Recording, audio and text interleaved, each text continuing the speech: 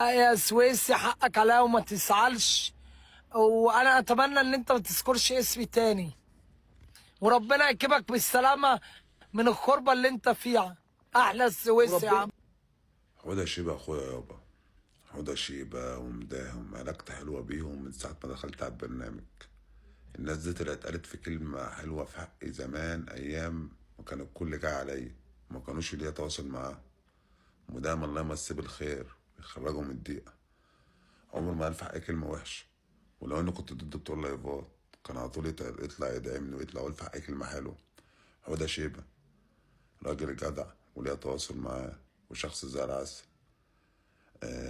بحبه زي اخويا واقسم بالله وبعزه. فالناس دي تحترم. وكرام مشاكل.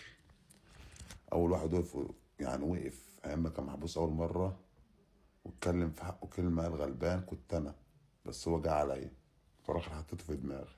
بس ادام اعتذر يا كروان انا اقسم بالله ما هجيب سيرتك تاني. طول ما انت ماشي صح هتغلط، انا ما بسكتش على غلط. هتلاقي من حاجه حلوه وصح هتلاقي اول واحد يدعمك السويسي. فربنا يصلح حالك.